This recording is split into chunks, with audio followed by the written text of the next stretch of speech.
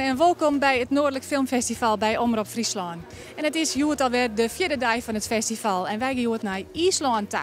Want de film die we uitsturen is van Rúnar Rúnarsson, een IJslandse regisseur.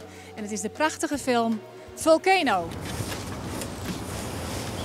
Ég þarf líka bara að koma mér. Mamma sefur. Jæja, það gott hún sefur.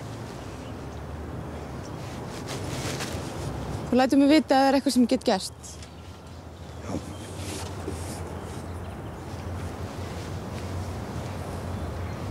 Þú veist ef aðrir að vinna í að koma mömmun á Eir.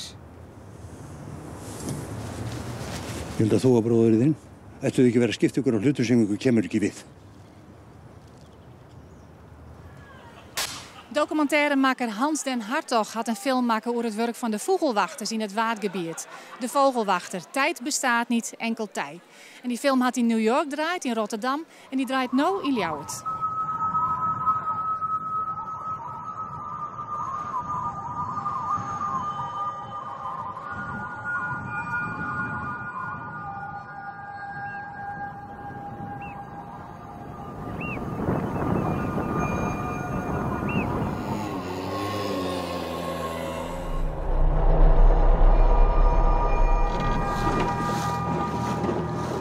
Vogelwachters in het Waddengebied, op de Schelling, maar niet alleen op de Schelling, hè? Nee, ook op Engelsmanplaat en op Rotterdamplaat heb ik mogen draaien. En hoe heb je dat voor elkaar gekregen? Alles begint met een idee. In 2012 was ik met mijn vriendin bij Oerol. Aansluitend excursie gehad van Staatsbosbeheer met Jan Bunnik, oud vogelwachter. En toen hoorde ik voor het eerst het verhaal over vogelwachters en hoe dat vroeger in de jaren 20, 30 ging. En dat fascineerde mij zo dat ik dacht van, hier wil ik een film over maken. Is het in het begin van de 20e eeuw geweest dat die vogelwachters voor het eerst daar aan het werk gingen? Ja, in de jaren 20, 1926 was de eerste vogelwachter gestationeerd op de Bosplaat. Om het rapen van meeuweieren tegen te gaan. Er is nogal armoede op de Schelling. En de eilandbewoners die trokken massaal naar de Bosplaat om daar eieren te rapen. En te eten? En om te eten natuurlijk. Dus toen heeft de Staatsbosbeheer bedacht van nou, dat moeten we beschermen. Dus daar werden 2 vogelwachters gestationeerd. Met 2 geiten, een mut aardappels. Moesten het gewoon een aantal maanden zien te rooien. Met wat visvangst uit de slenken. Ja, dat vond ik een intrigerend verhaal. Maar jouw doel was eigenlijk om te kijken hoe dat toen ging en hoe het nu gaat, hè? Ja, om dus het belangrijke werk wat vogelwachters doen te presenteren, uit te leggen aan een groot publiek. En vooral wat de passie is van het beroep vogelwachter. En wat is de passie? De passie is denk ik één zijn met de natuur, er goed op passen. Vooral in het gebied aanwezig zijn en de vogels te beschermen tegen ons, mensen. Nu draait jouw film hier op het filmfestival in Leeuwarden. Ja. Maar hij heeft ook gedraaid in Rotterdam en in New York, hè? Ja. Een aantal weken geleden mocht ik de film vertonen op het Wildlife Conservation Filmfestival in New York. Ja, dat was een prachtige ervaring om de vogelwachter naar de andere kant van de oceaan te mogen brengen. Ja, en hoe kijken ze daar naar ons Waddengebied en de vogels? Wat voor reacties krijg je? Ja, dat vinden ze fascinerend. Dat die Hollanders op een stuk Waddengebied dit belangrijke werk doen. En dat vinden ze prachtig. En gaat deze film nog op meer festivals gedraaid worden? Ja, vorige week werd ik gebeld door de ambassade uit Washington. Die had ook via gehoord van de film in New York. En in maart is er het Environmental Film Festival. Daar doen heel veel ambassades aan mee. Dus dan mag ik opnieuw die kant op. Dus dat is ontzettend leuk. In Washington ja, dus. In Washington, ja. Nou, leuk dat je film nog verder de wereld over gaat. Ja. Dankjewel voor dit gesprek. Okay. En morgen wordt de film nog een keer vertoond hier op het filmfestival. Morgen om 5 uur in het Slieker Filmhuis. Dankjewel, Hans den Hartog. Ja, dankjewel.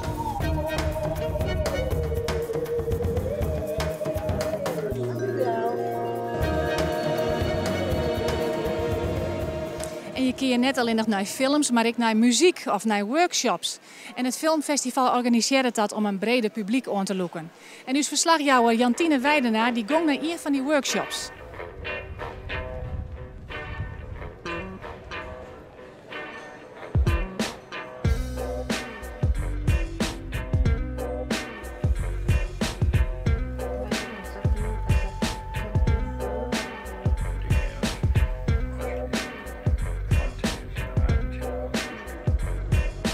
Eerst gaan de mensen naar de film, de documentaire Good Things Await. En daar zit dan een workshop om vers plakt.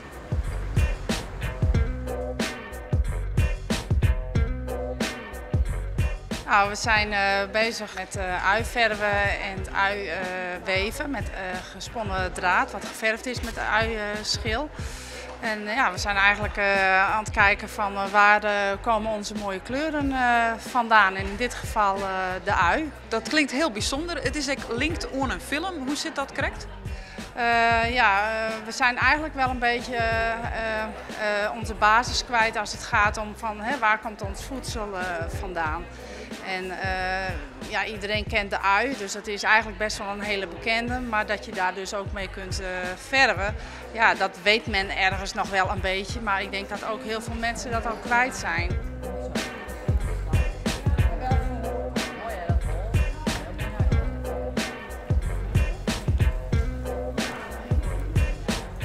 Hoe gaat het?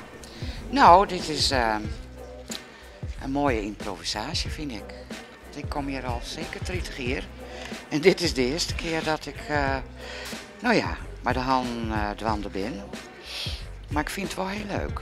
Ja. Het is erg plezierig om te doen. Gisteravond was ik bij de film die aansluitend een diner had, of een diner van Willem Schaafsma. Ook in dit project gewoon een erg leuke combinatie. Ja, het was leuk. Het is een verjaardagscadeautje van mijn nicht gekregen. En ik vond het ontzettend leuk. Ik zou het zelf misschien niet zo gauw gedaan hebben. Wat ik wel heel leuk zou vinden is als er nog iets meer mensen van mijn leeftijd zouden zijn. Ik denk dat de leeftijd toch wel iets hoger ligt. En dat vind ik jammer. Maar wie weet komt het ook meer met de culturele hoofdstad. En, dit soort dingen draagt er denk ik ook wel aan bij. En we zijn daar aan de filmtips van de dag. En Freda Buwalda is hier weer ons programmeur van het festival. En Daniel Disdarevic. En Daniel is de man die Timmy zei, waarom stuur je hem net eens een keer films uit bij de omroep? Ja, dat klopt, ja. Ja, en dan net speciaal Frieske films, maar ik buitenlandse films. Ja. Nou, ik vond op een gegeven moment dat er te volle films op tv waren die eigenlijk te volle geweld en te volle expliciet geweld, mag ik zeggen, lieten zien. Toen dacht ik, waarom, als een tv-zender, waarom had Omroep Friesland nooit films? Waarom stuurde je hem nooit leuke films uit? En omdat je met een soort mijn cultuur te maken hebt, dacht ik, laten we eens een keer even een idee bedenken en dat communiceren met mensen die ik ken binnen Omroep Friesland. Dat wist ook, Karin. En waarom vies je het belangrijk dat er bij de omroep films van het Noordelijk Filmfestival te zien binnen? Omdat het een stuk cultuur met zich mee brengt en een stuk echt liefde.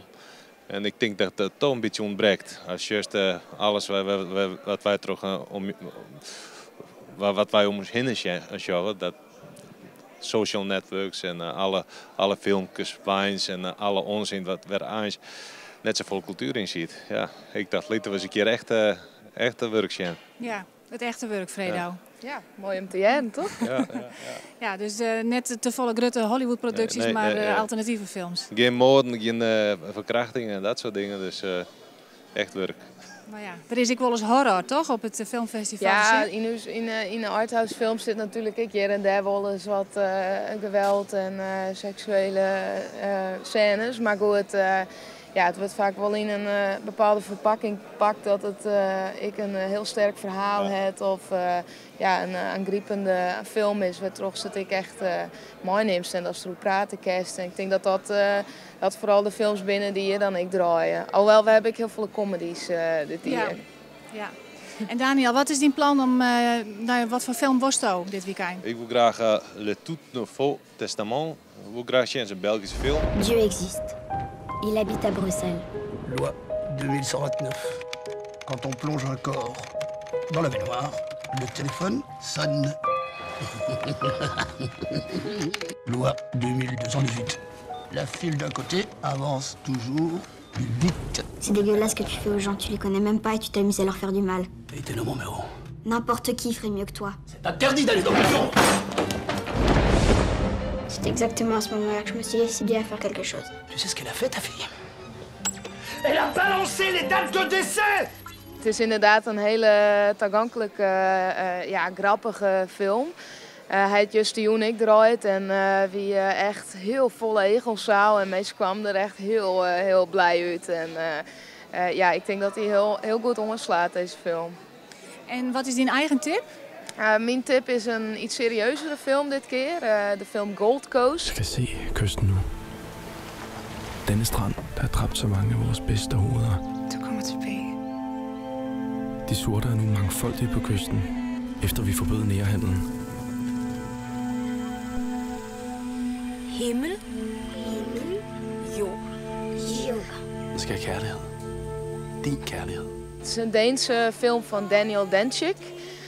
Deze regisseur heeft in 2013 hebben ik 2 films van hem gedraaid. Dat waren documentaires, Expedition to the End of the World en Moonrider. Dit is zijn eerste speelfilm en het is een heel ambitieus project.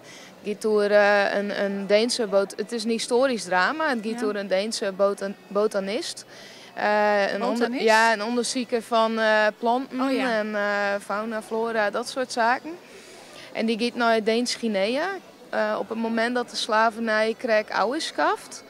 Maar hij komt er terug op het eiland en het blijkt dat er toch nog een heel soort samensweringen gaande binnen. En dat het helemaal nog net zo gaat zoals het zou moeten gaan.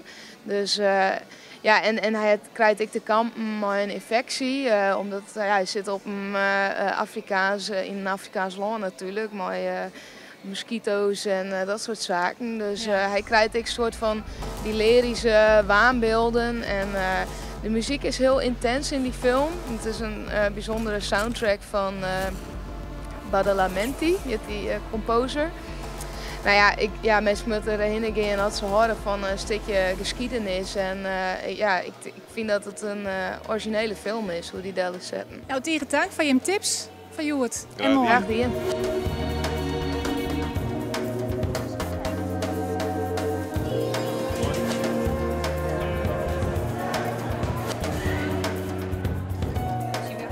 Maakt hij in 48 uren, oftewel 2 dagen, een hele speelfilm. Dat is de opdracht in het 48 Hours filmproject. Het is een vroadwierde wedstrijd en hij is ik in Ljouwert. Je doggen er 24 teams aan mij. Halbe Pieter Klaus die volgen het team van It's Albers. The Magic Lanterns. Lanterns, yes. Yes. Film de film. Film de film voor Yes. Lanterns. Ik heb wel een pruik thuis liggen, als zij niet willen acteren. Ja, we kunnen dan al die ideeën niet uitvoeren. Wat zullen we doen? Wildcard? Ik weet niet, ik zou hier vette dingen mee bedenken. We hebben Film de Femme. Ja, dat is best wel leuk, hè?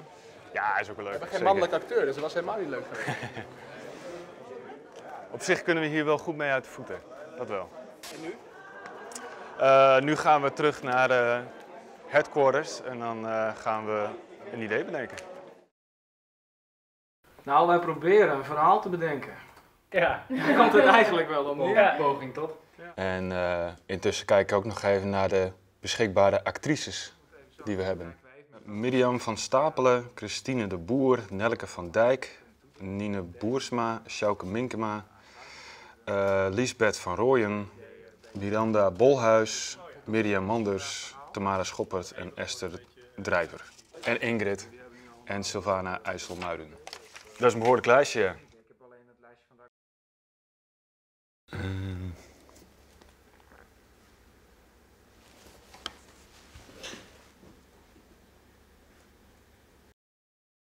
Zullen we dan klaar gaan staan? Oké, camera loopt. Oké, en actie.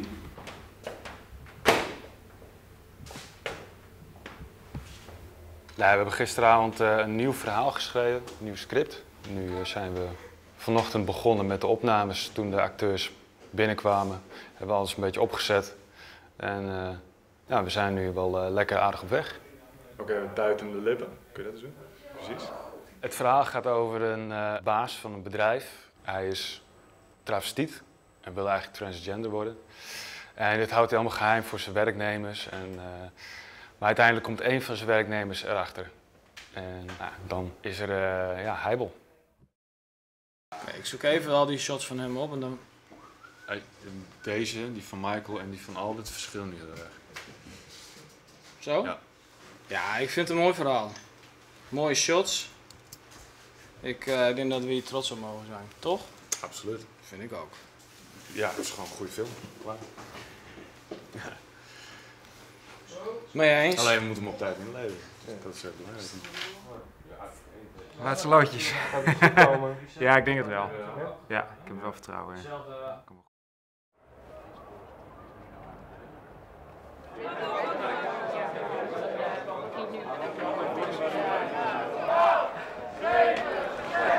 We zijn op tijd, dus dat is mooi. En Joen wordt de winnaar van 2015 bekendmaken. A special welcome to our guest Grímur Hákonarson, director from Iceland. Welcome. Thank you. En Fredo, er is een speciale reden dat we Grímur uitnodigen. Hij krijgt een award. Ja, dat klopt. Hij krijgt jong voor ogen aan de voorstelling van Rams. Reiken wij onze award for special contribution to Northern Cinema uit. Dat is een hele mulle vol, maar het gaat erom dat wij graag een regisseur of een acteur, iemand die in de filmwereld actief is, in de spotlight willen zetten om hem een beetje bekend te maken bij ons publiek. En hij had een film hier op het festival en nog 2 documentaires, hè? Ja, dat klopt. Hij heeft je voor 2 documentaires maken. Dat is The Laksa Farmers en Pure Heart.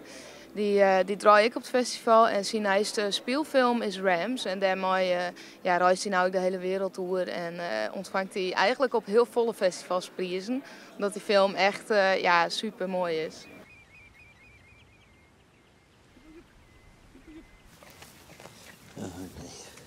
Þú ert eftir að standa þig vel. Það býr nú hérna við hliðina. Heldur þú getur nokkuð talað við hann? Þið eru bræður, eða ekki? Við Kitty tölum ekki saman. Kitty. Og sigurvegarinn í ár Kristinn Böðvarsson með Rútingsbrota. Grímur, can you tell us the story of Rams? Yes, Rams is about 2 brothers. They are sheep farmers, and they live together in a very isolated valley in North Iceland. And they haven't spoken to each other for 40 years. Well, you have to see the film to find out about that. But they are really interested in the sheep. And in the film, the sheep get infected by a disease, a lethal disease. So they have to slaughter the sheep, and then the brothers they have to come together to save the sheep.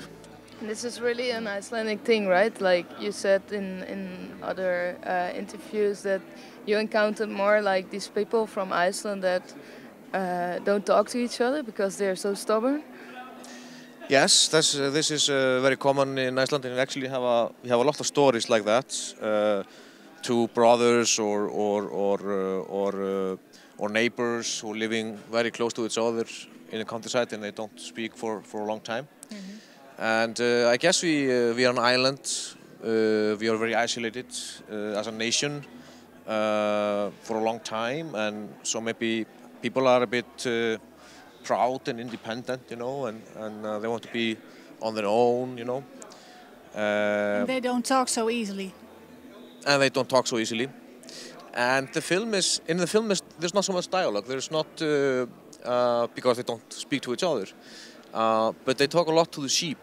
They have a lot of love for the sheep.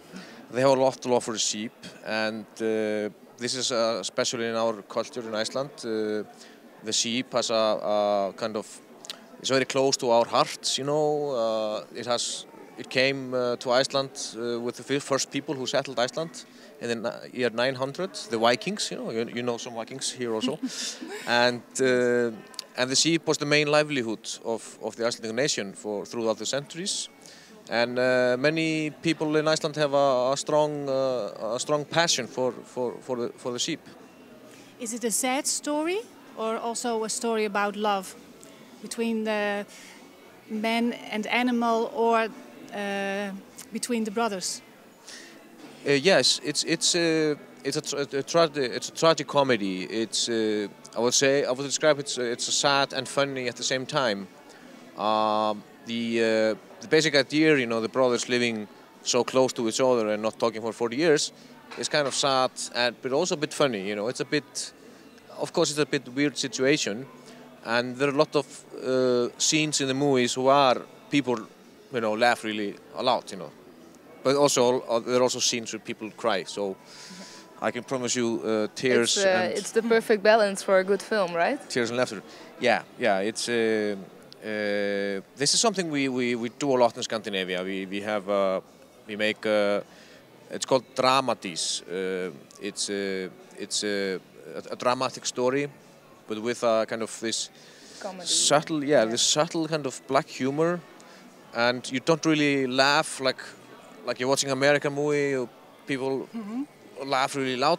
Yes. But you're kind of, it's like a humorous tone throughout the whole film. Another Icelandic director, Rúnar Rúnarsson, a friend of yours, his film we're going to screen on Frisian television tonight. Can you tell something about that film, Volcano? Yes, that film is about an old couple. It's a love story between an old couple, and the man Hannes, he's getting retired, and he's having a personal crisis because of his changes in his life, and then his wife, she gets sick, and he needs to take care of her, which is difficult for him because he's a man of the old school. He's like the brothers in Ram. His wife usually takes care of him, and now it's like the roles they turn around. And this character in Volcano is a bit similar character like the brothers in Rams, and the same actor who plays Hannes in Volcano, he plays Kitty in Rams. In your film. Yes. And me and Rúnar Rúnarsson, we started to make films together when we were in high school, so You're good friends. We are good friends, and yeah. And how do you like this movie? I like it very much. It was a big film. It was selected to Cannes Film Festival, and it won a lot of prizes. And I think it's considered to be one of the better Icelandic movies. Yesterday you arrived on this festival. What's your plan for tomorrow? Because I heard you were planning to fly to Paris. Yes, we were supposed to have a French premiere of Rams in Paris on Monday night, and just got the sad news that it was cancelled because of the terrorist attack. And so I need to change my plan, and I probably need to go home. But we're gonna show the film later. Okay. Thank you very much. Yeah, thank you.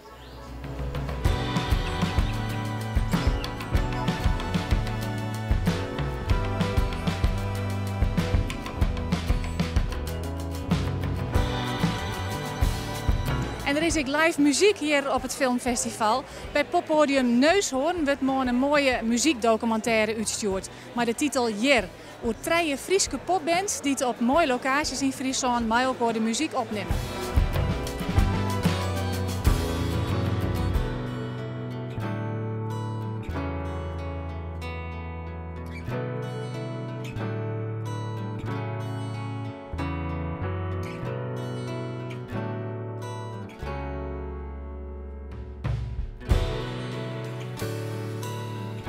En de film is morgenmiddag te zien om 3 uur. En de tagong is vergees. Dit wie het Noordelijk Filmfestival bij Omroep Friesland van nou. En had je er zelf nog heen gaan morgen een heel soort willen. En van nou een prachtige filmjunta wensen, maar de IJslandse film Volcano.